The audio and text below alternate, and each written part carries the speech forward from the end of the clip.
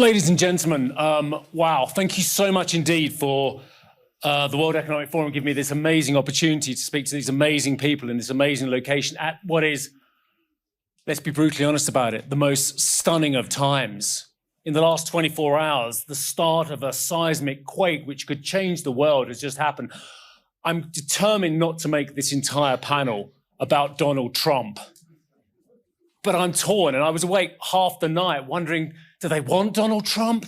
Do we just go for it on Trump, or do we just actually put him in context of the rest of the world? And I think that's where I'm going to go with this as well, because there are so many important things going on here in Europe, in the Middle East, in the United States, regardless of who the president is, in Asia as well. And we've got so many concerns about whether China is going to make it to 4.6% this year, whether they really made it to 5% last year as well. So there are growth drivers and growth challenges absolutely everywhere we look. We have 44 minutes to discuss this.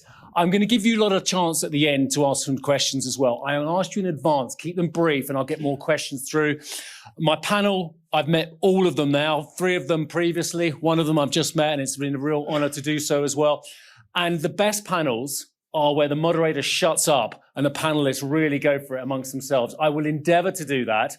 I talk for a living, as my boss knows, so I will do my best to listen and try and guide the conversation rather than dictate the conversation as well. Let me just tell you who the panelists are. His Excellency Faisal Alibrahim is the Minister of Economy and Planning for the Kingdom of Saudi Arabia. Sir, it's lovely to meet you. Anna Botín, I've had the honor of meeting on many occasions. She is the incredibly robust and forthright executive chair of Santander, also chair of the WEF International Business Council. Adena Friedman, we had the pleasure of meeting last year, and we've met many times before, chair and CEO of the Nasdaq. If growth's going to come from anywhere, it's going to come from innovation. It's going to come from technology. I think it's going to come from the private sector more than the public sector. We can discuss that as well. And Lawrence H. Summers, Larry Summers needs no introduction as well. Charles W. Eliot, University professor, Harvard Kennedy School of Government, and of course, amongst many roles, former US Treasury Secretary. Good to see you, Larry, as well. Let's just go down the line. We'll start very basically and open this conversation up. I'll start with His Excellency here as well, is growth. Where do you see where we're at? Where do you see the challenges? And obviously, you'll put that in context, in the global context, and context of where the kingdom is at the moment, sir. Sure. Thank you very much, Steve. It's a great pleasure to be here. I think, we need to acknowledge today growth is tepid, as Kristalina mentioned or described it, the tepid 20s that we're in when she was in Riyadh in the World Economic Forum event in April. Today between 3.2 and 3.3%. That's well below the historical average of 4%. It may seem like a little, but over a long period of time, that is significant. And it begs the question, what do we do about this growth, and what do we need to do to get out of this economic stalemate, especially if we look at more on the positive side, the disruptive capability or capacity of technologies that we can really utilize if we have better economic management, if we make the right decisions. I'll take a step back. Rules and order. I think we're shifting from hyper-globalization to a new form of globalization, which maybe there is more fragmentation, but there's not necessarily less flow of people, goods, services, innovation, ideas. The sooner we know what that looks like, the more clear it'll be what the pathways for growth are going to be. And I think that's important. Maybe we need to be proactive, preempt, start working on these rules, what they look like, and try to build that future consistently and stubbornly, and try to understand it before we have to react to it, especially these days. I'd add maybe a few more points. One, the importance of building the right institutional capabilities and investing in human capital. These are no-regret things that are long-term driven, that need to happen, regardless of what you want to do. Whether you want to utilize a lost opportunity or you want to catch up, these 2 elements are extremely important. And if you want to leverage the power of technological disruption, generative AI, it's even more important. The more institutionally capable you are, the more the people in your economy and society are ready and more active and more, I'd say, not considered idle capacity, the better you are in a position to leverage and not be left behind. It's important in generative AI, for example, to not just invest, not just to be part of the value chain, but to be a power user. And the more you're a power user, the better value you'll get from technology, but the more talent and innovative momentum you can attract to your economy and to your society. And that's absolutely important. One last point, I think the power of accumulating knowledge. We're working with some universities to address how much knowledge we've accumulated in the Saudi economy and how we can leverage that to fire up new engines of growth or reinvigorate old sectors, which is part of our economic playbook under Vision 2030. There's a lot of power in accumulating knowledge and leveraging it. If you look at Saudi, just to quickly get to Saudi, Vision 2030 is an example of leveraging on all of these opportunities, but also trying to be a voice for shaping a more prosperous future. Because we've invested in our capabilities before, because we've have today structured long-term thinking and economic management that's serious about a long-term restructuring of our economy so that we're more resilient and more ready for future growth. Thank you, Minister. I will come back to Vision 2030 as well. I think you've actually been incredibly modest, if I may, talking about how a country with such vast mineral wealth and such a huge amount of extreme wealth from one source is actually saying, no, we are going to move, we are going to change, we're going to innovate, we have to diversify in an era of transition as well. I want to come back to Vision 2030 and really drill into it a little bit more, if I may, in a few moments' time. Anna Botín, you have an extremely large global operation in Latin America, United States, Europe, elsewhere as well. You said to me beforehand, you said, I just want to focus on, go really granular on growth itself. Why are we spending so much time talking about growth rather than other parameters as well? Why don't you just fill us in where you feel the actual conversation about growth is absolutely pivotal for this meeting? Yes, thank you, Steve. It's great to be here. Well, the bottom line is that growth is not an abstraction. It is literally an accelerating growth, actually. It's really at the base of our future prosperity and stability.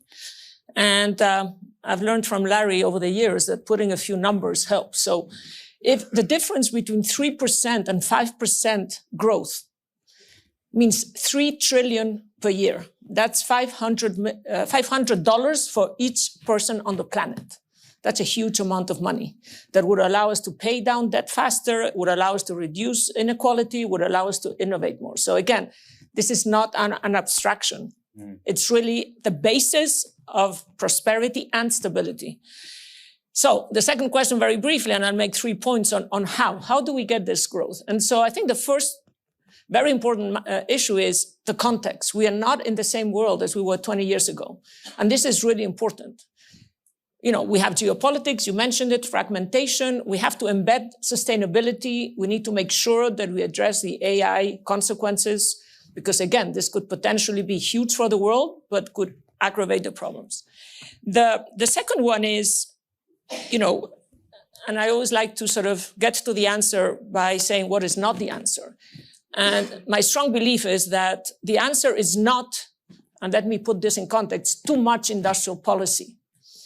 The answer is in the private sector. It's the private sector that unleashes growth, and we don't have the financing. There's already too much debt. So it's up to the private sector. It's the private sector that's going to create the wealth that we can then redistribute. So we need to think about what ways, and this is government's role, to create the frameworks that allow the private sector to do our job properly. Without going into much more, let me just say 2 things. One is productivity.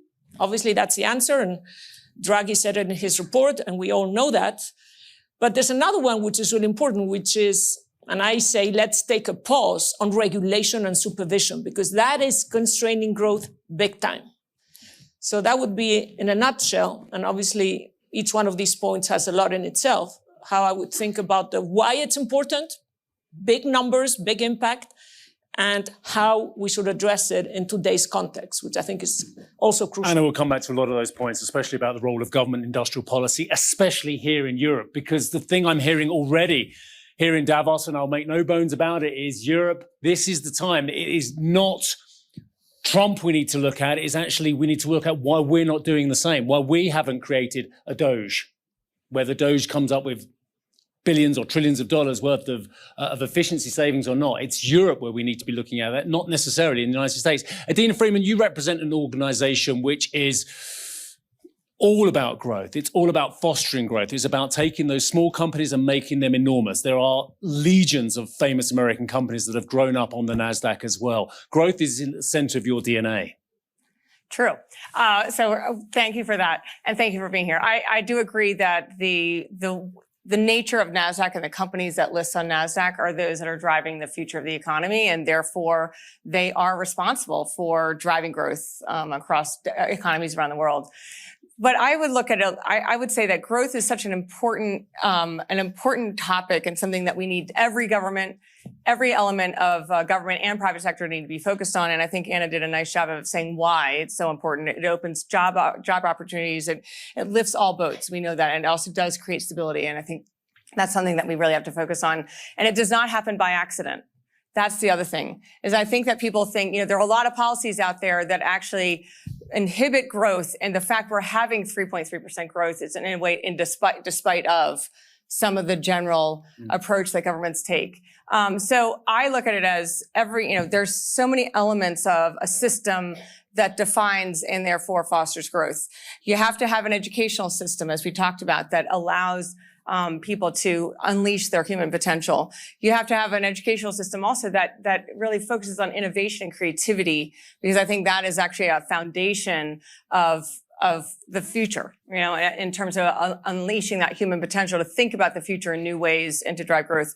Having the rule of law is critically important to support and protect companies and protect people as they bring those ideas forward, and make sure that they have strong protections. And at the same time, having an innovation ecosystem that allows for those innovators to raise capital successfully in multiple stages of their lives. So the very earliest stage all the way up until they're the largest companies. And that funding ecosystem is critically important. But then on top of that, so that's all done within, I would say, a cultural norm that starts to become self-fulfilling. On top of that, then you have to have government policies. And I think, as we've talked about, regulation is a huge element of government policies that can either foster or inhibit growth. Tax policies, the stick and the carrot, right? In terms of inhibiting and fostering certain types of growth. How do you want to take your economy forward? How do you want to unleash the greatest assets you have within your country and make sure that they're used to their fullest potential? And then, of course, then also a global ecosystem. And I'm a huge believer in global capital flows in a global economy. I think globality has been a growth driver for the world. Now we are entering into a new phase of what that looks like in terms of maybe more bilateral agreements, bilateral relationships. But still, though, connecting the world together with capital, with ideas, with innovation, and the next generation of innovation, I think, is going to be what continues to drive growth. Adena, that was almost Trumpian, talking about bilateral organized rather than multilateral. On a day when we're seeing executive orders flying off the shelves about WHO, about COP, or what have you. But bilateral is the way forward. And we know that that's how the administration is going to want to deal going forward as well. I'll come back to that and talk, again, tax policies, global ecosystem. I feel you want to talk about Trump, but you're just not going there necessarily on that answer. Larry, We've talked already about how we're slower, and Anna made the great stats about every percentage of growth makes trillions of dollars worth of difference. But have we just been complacent? Have we been flattered this century? The stat is, since 2000 to 2019, I'm not ignoring you lot, by the way, sorry. I just happened to face this way. Between 2000 and 2019, we grew at 3.7%. Last year, we grew at 3.3%. But come on, you can only industrialize once. China can only grow at 10% and then slow down once. Larry, is it just inevitable that growth has to slow down when you see these amazing, huge emerging economies slow down themselves? They become more mature. There's plenty who could follow China. But here's the big thing. I've been doing this for 45 years now. There hasn't been a moment when the technological possibilities ahead of the world have been as bright as they are today. Solar energy, considerably cheaper than fossil fuels, down tenfold over the last decade. The possibility that in the life sciences, we're going to get into a world where we see a thing like Wegovy and the semi-glucotides, a miracle drug, a new one every couple of years. And artificial intelligence, I believe artificial intelligence will ultimately be to the internet as the computer was to the calculator. So it is a moment of stunning technological possibility. That does not mean that it's all automatically going to be okay. The 20s were a moment of stunning technological possibility with synthetic fabrics, with the automobile, with widespread electrification. And what followed the 20s wasn't great. So it is a moment of epic challenge for governments in my country and for governments everywhere. And I suggest just 3 or 4 things very quickly that are important. First, with all that opportunity, capital should not be flowing heavily into government debt as an alternative to all that fantastic investment. And 6 of the 7 G7 countries now have debt to GDP ratios above 100%. And in my country, it is further from being on a sustainable path than any time probably in history, because it is unsustainable at a time when we're at full employment. The debts have to be controlled. The system has to be made legitimate and to work for everybody. That wasn't happening. That's what you're seeing in the elections in almost every country. But just because we changed what was doesn't mean it's automatically going to be okay. Finding the formulas that create an inclusive prosperity is going to be essential. 2 other things. No country is going to succeed without teammates in the global economy. No country is going to succeed, and there's an increasing division between an axis of autocracy, North Korea, Russia, China, Iran, and others. And if our strategy starts from alienating those who've been traditionally close to us, I wonder what the consequences of that strategy will be. Yes, striking good bargains is important and a good idea, but let's remember that we need allies if we are going to succeed in this world. And just one last thought. And this is the great possibility in the sort of reconfiguration we're seeing. Everywhere, governments need to understand the central importance of execution. The first way Donald Trump came to prominence as a public figure was when the skating rink in Central Park couldn't get fixed by the public sector, and he fixed it quickly in a way the public sector couldn't. That is a small metaphor for a huge thing that needs to get corrected in our country and everywhere else.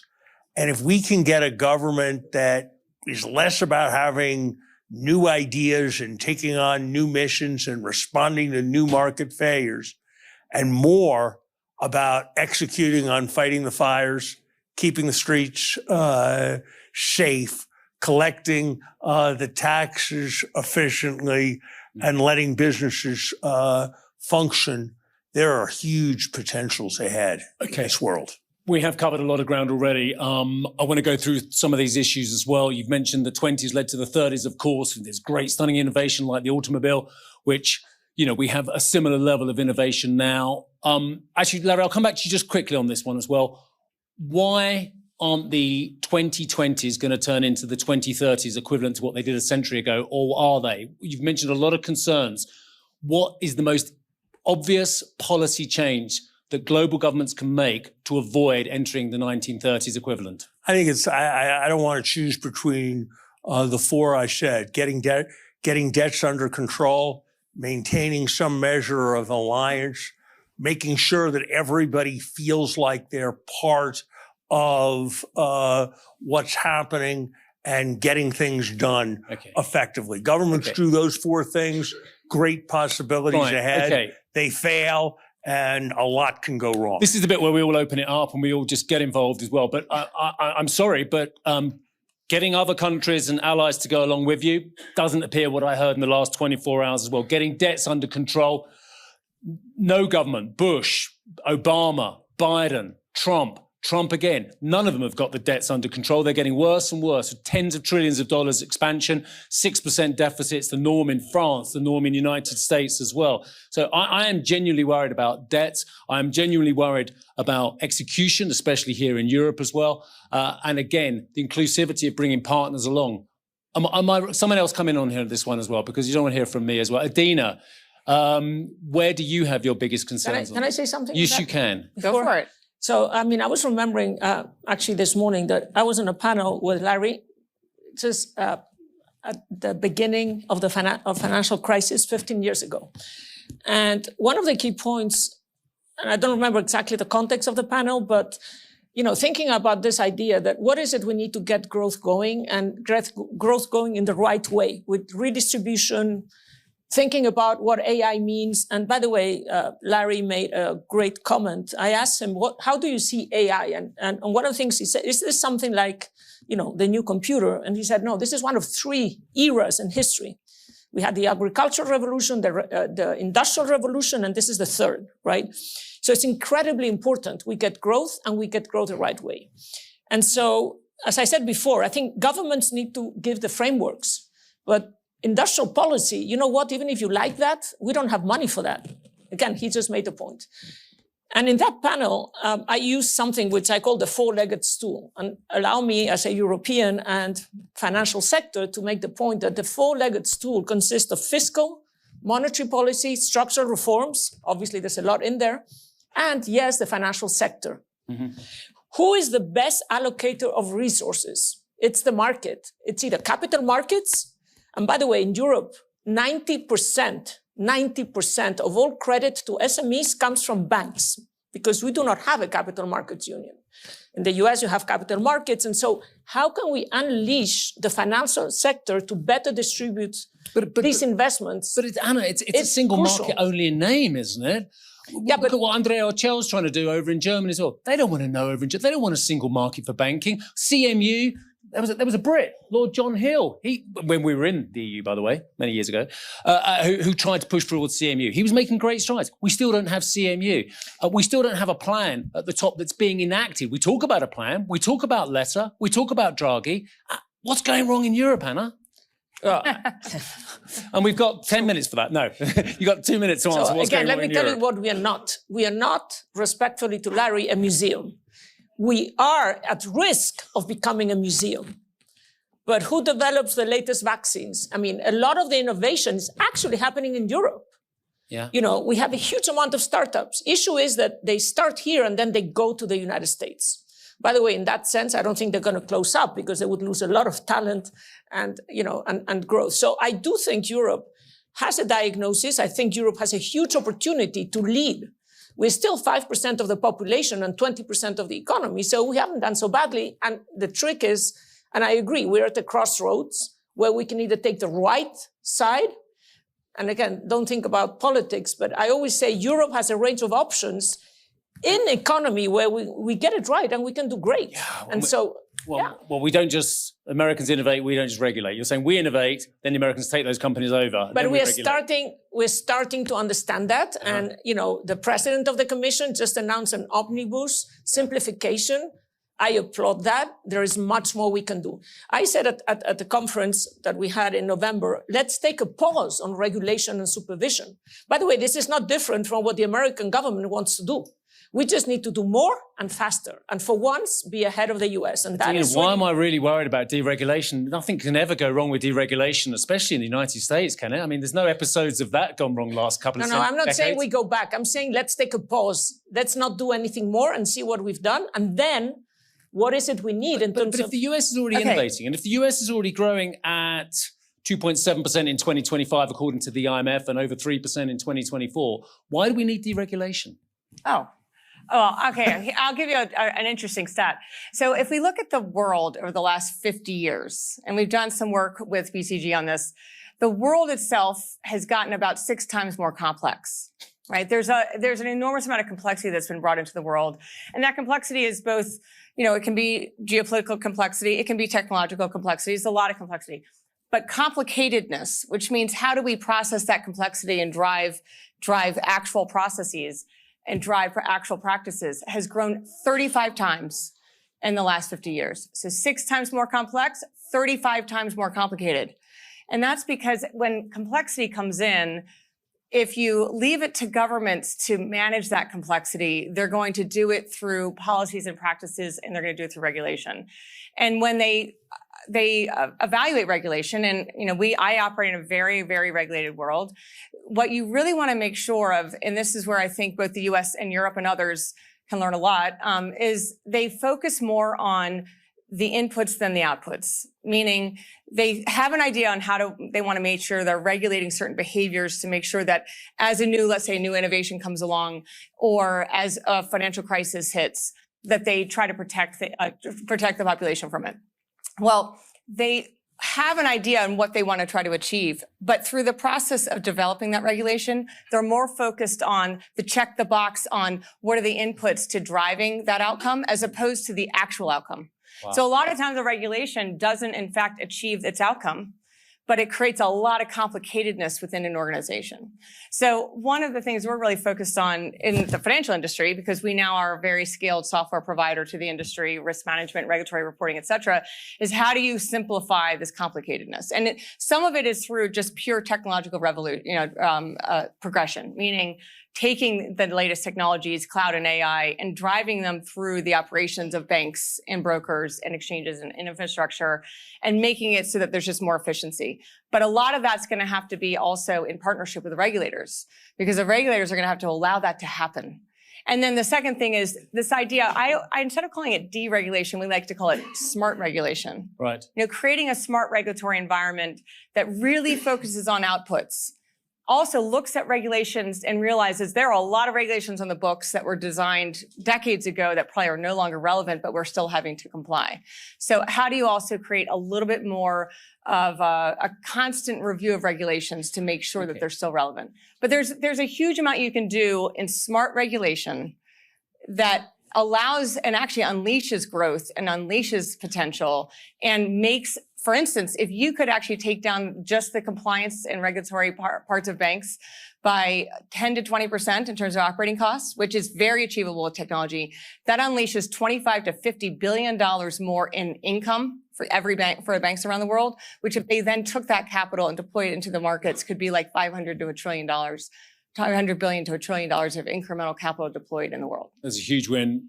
But that's what deregulate or smart regulation can achieve. Minister. So I'll just comment on this and then I'll expand to your earlier question. I think the question about regulation and deregulation, I think it's about the journey of innovation. I think we don't want to pre-regulate, regulate at the right time of the innovative process, and it needs to respond to a specific risk and in engagement with the private sector, not in isolation of the private sector. And then I think it's okay to regulate towards a certain objective after evidence becomes clear. But it's about smart regulation, in my view, whether it's deregulation, back to the US, whether it's deregulation, industrial policy, trade policy. I think it'll take us a quarter or two to understand what that would look like, exactly what the impact will be. And maybe then a year to understand exactly what that would mean for the global economy. But regardless, I think whatever US economic policy will look like will not just be something that will impact the global economy today and the near future. It'll probably be the seeds towards a long-term restructuring of the global economy. You go to China, I think there's two things. One, they're talking about a new model that today has achieved potentially the 5% target. But what would that model look like with time? And what would that look like with a rivalry or a trade discussion, let's say, with the US? If you go to Europe, and I'm not an expert, I'm just saying, I think whatever Europe's in today, we should not dismiss the power of the accumulated knowledge in the European economy that can, with the right economic management, come back and be activated. And that's something we need to consider when we talk about future of growth. I'll talk a little bit about probably what we need to get out of tepid growth to a better profile, let's say.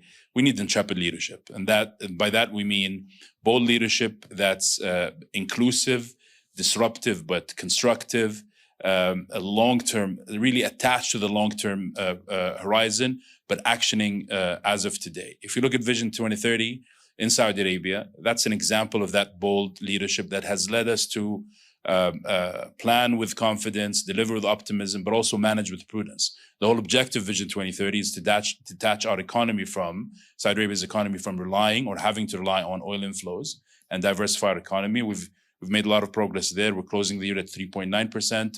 We expect 25 for non-oil growth. We expect 2025 to be 4.8% and 2026 to be around 6.2%. But that's just GDP, which doesn't tell you everything. We're laying a foundation for a more diversified, productivity-led economic growth story. And the second priority is unlocking the full potential of human capital. That's what's really is the long-term, I'd say, play. And here again, institutional capabilities, more capable governments, a more dynamic private sector, a more engaged third sector is going to be useful. And we need to get some questions out of the way as a global economy as well. Ask you, time is of the essence. Are you worried about debt accumulation at a time when the budget needs $90 a barrel plus? The current oil price is significantly lower than that, with discounts to Asian buyers as well. Are you in a race against time, given the fact that Larry was saying debt accumulation is one of the big concerns he has?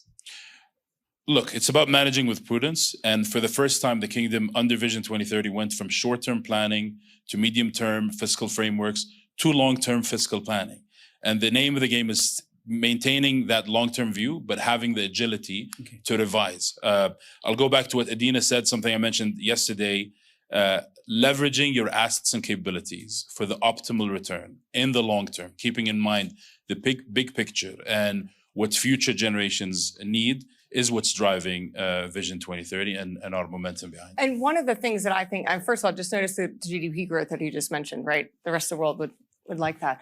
But one of the things that I find most compelling about how they established Vision 2030 was they focused on KPIs from the very, very beginning. I mean, governments in general, if we could actually have industrial policy that focused on true KPIs and kind of how do we actually drive to the outcome and stay focused on the outcome and make sure all the activity and action is driven towards achieving that outcome. I think that there's so much that the public sector can learn. That is obviously how the great private sector companies operate, but it is seeing an entire country choose an approach like that and having every single person you go to and talk to in the kingdom knows those KPIs. I mean, it's been propagated across the entire population. I think it would be an amazing, amazing enabler for other developed countries to be able to drive that and bring their people with them down that journey. I'm going to bring Larry in next. Just to put you on notice, think of a couple of questions. I'm going to literally get 2 or 3 in as well, and they will be short as well if you can. So just putting you on notice for questions as well. Larry Summers. I think Adena made the crucial point that we need to distinguish between smart regulation and dumb regulation, not between regulation and no regulation. Nobody can look at the American experience with fentanyl, the fact that the financial crisis happened, the way fire safety was regulated in Los Angeles, and the experience of those of us who have young daughters, teenage daughters, with social media, and think that the only problems are of non-regulation or under-regulation. And nobody could engage in being regulated without thinking that there are massive excesses. So we need to reframe the debate around having smart regulation rather than dumb, rather than more or less. As long as it's just more or less, it's going to be completely sterile. Anna, I sure hope you're right about Europe, because I think an immense amount about how our planet evolves depends on what happens in Europe. I have to say that just as I was kind of starting out as an economist, we had a wave in the United States. People associate it with Ronald Reagan, but it actually began with Jimmy Carter, who deregulated planes, deregulated pipelines, deregulated trucks, and then there was more in the 80s. And I have to say, I don't see it. I don't see anything that looks like the United States major deregulation force in Europe right now. And until I do, I suspect that there's going to be a Lagarde report 6 years from now that's going to sound sort of like the Draghi report. So we know the recipe. I sure hope I'm wrong, but I can't say I'm hugely optimistic as I watch from a distance. Okay, one quick round. I want to ask you what tariffs and protectionism and trade barriers means to the prospect for growth in 2025. It's coming, unless it's just one big transaction and we're all going to live happily ever after and deals are going to get done left, right, and center with Mexico, with Canada, with the EU, with the UK, and with China, et cetera, as well. First of all, with you, Minister, as well, what does the oncoming onset of tariffs and more protectionism mean for growth in your domain? Well, Steve, I think it's about what this new form of globalization will look like. As far as the U.S. new economic policy will have to be. Deglobalization. Well, less than hyper-globalization. Let me put it this way, different than hyper-globalization, but still we see an increase, a continuous increase in flows. I think we'll have to understand what the U.S.'s final policy will look like and understand its impact. But it's time for more economic integration regionally and more clear bilateral, let's say, arrangements or agreements that help protect the flow of and trade and flow of goods and services, ideas and people, for us to continue unlocking more avenues of growth. But a very quick follow-up. Are American policies, as spoken about already under the 47th President of the United States, a direct threat to the kingdom, which has been a reliable supplier of oil to the United States for decades? I've been covering OPEC for decades. I've had some great interaction with various of your energy ministers, if I may say so, including Mr. Al-Naimi, which is on YouTube, and it was an interesting interaction. And but given that you've been a reliable partner, is it a direct threat to the kingdom? So the kingdom is more integrated in the global economy. More of the stuff we do at home in terms of unlocking the potential impacts not just the region, but the global economy, and vice versa. We're always assessing what policies will look like and how we need to respond, but we're relying on dialogue and continued mutual benefit, I'd say value-adding relationships. With the US, we've had a long-standing, strong relationship that spanned 8 decades, regardless of which administration it was strong, regardless of which administration was in office, and we look forward to continuing the discussion with this administration. Anna, the biggest threat from tariffs and trade protectionism and deglobalization for your world? Well, we all know what happens.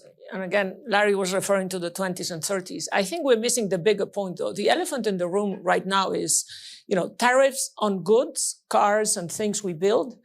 Our economy is 70, 80% services. What is the trade balance in services between Europe and the US? I don't think there's data on that. And how much are we buying in terms of software services, cloud services, financial services from American firms? And that's great because they do it very well.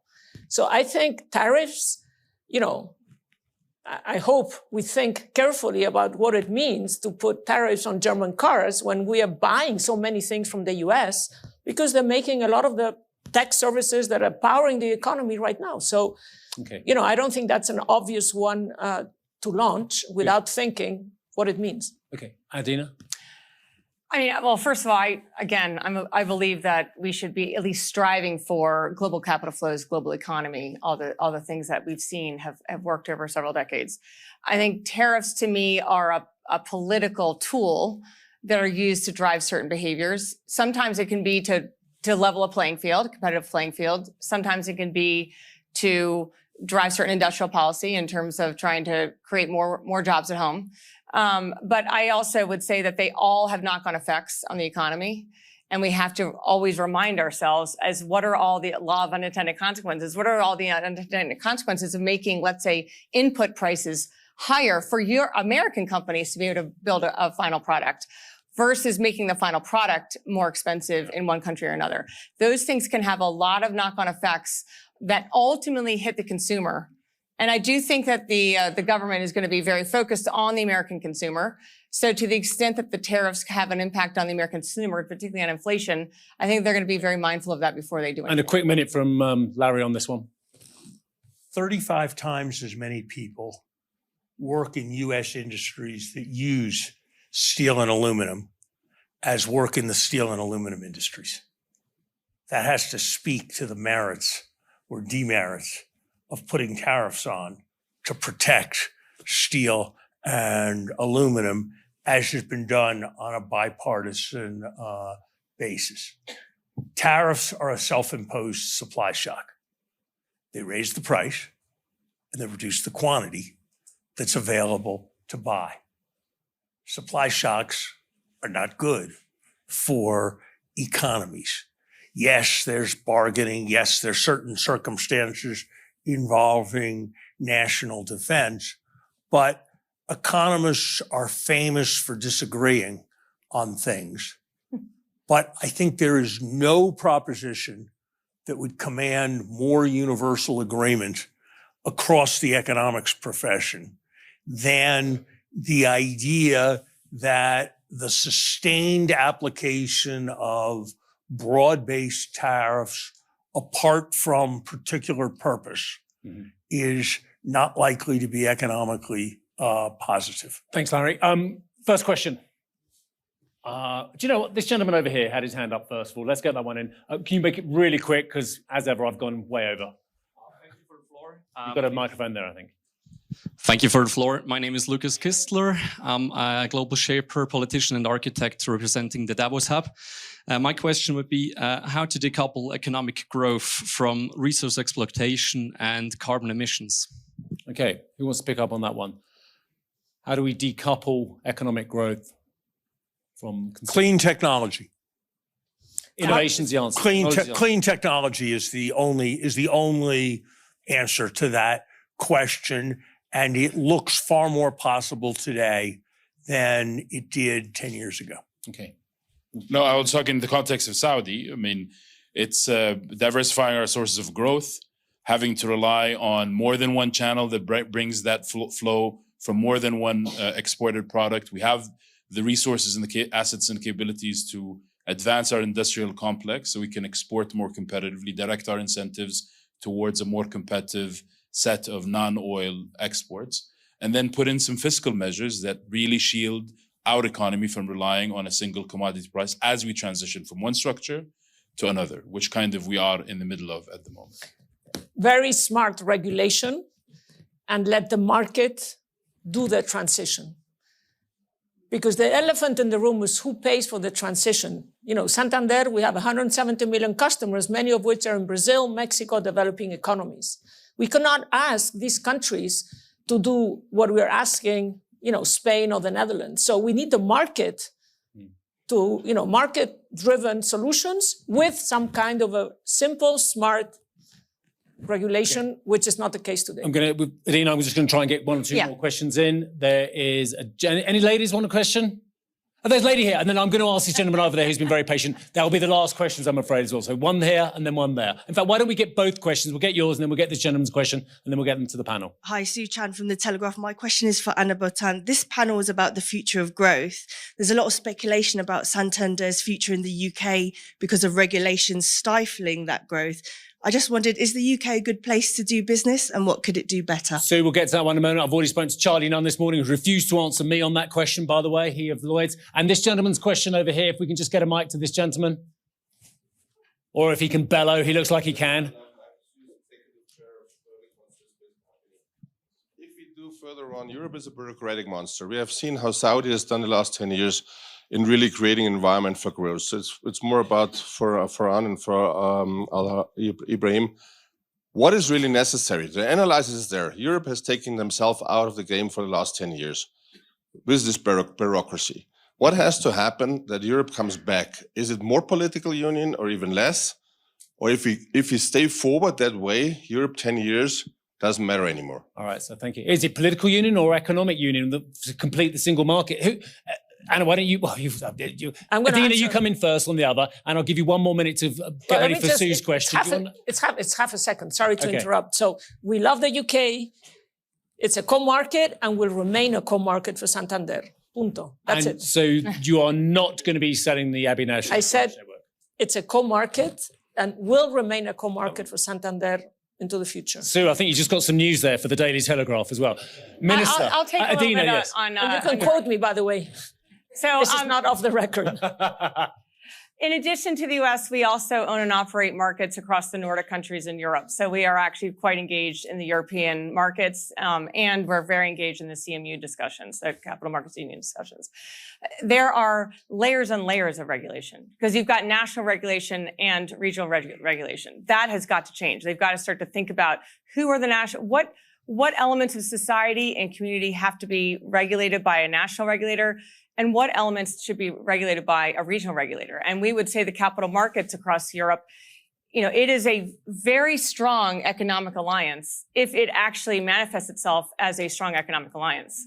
I think if they start to think about, and I think the Draghi report, which we mentioned a lot, is spot on. It's not just about creating a regulatory framework, but it's also about driving an innovation ecosystem, encouraging through tax policies investor or consumers and citizens in Europe to invest in equities, invest in growth, and therefore deploy their capital to the innovation ecosystem, getting pensions to make sure that they're thinking more deliberately around how they manage their investments into the European ecosystem, in addition to global investments, and then driving a regulatory framework where you have more regional regulation across markets with local regulation for things that really drive domestic growth, right? And I think that it's very solvable. It's just a matter of the will. There's a way if there's the will. Got a big sign that says time out. Final word from the minister. Two things. I agree. Tariffs need to be objective driven and time bound. But to your question, I'm not an expert on Europe, but I think long-term thinking, structured long-term thinking, there needs to be some boldness in innovation and policy making, engaging and making the space for the private sector to co-lead and lead while remaining supportive. But lastly, something we really dismiss a lot, which is optimism. And optimism is not a gut reaction to something. It takes courage to decide to be optimistic. And I think that's what we did in Vision 2030 in the beginning. And I believe if you look, I don't know if this is the right thing to mention, but if you look at Dave Chappelle's monologue on a show, on a sister over the weekend, the last bit of it, you'll see that there's seeds of optimism everywhere. And I really think it's our job and everyone's job to nurture it and grow it and continue to maintain it. It always works. I will leave it there. Oh, go on, Anna. I've got final word. Do you know how much trouble I'm in? He mentioned me, so I have to be, well educated. So I think Europe needs to change its attitude towards risk. We need to take more risk. This is what the Americans do really well. And by the way, we know how to do it. We cannot protect every single citizen in the UK, in Europe, against everything that can go wrong. Mm-hmm. So change our culture, our attitude towards risk. And that's optimism. And that's the final word, yeah? Okay, word. Right. Innovation AI, smart regulation, debt management, collaboration, better attitude to risk, bilateral collaboration, let's see how that one works, tariffs, uniformly the economists don't like it as well, getting capital to the right place. The two final ones I like, execution of your strategy, know your KPIs, and optimism. Can I just say thank you to Larry Summers, thank you to Adena Friedman, Anna Botín, and His Excellency Faisal Alibrahim. Thank you very much. Thank you, Julie.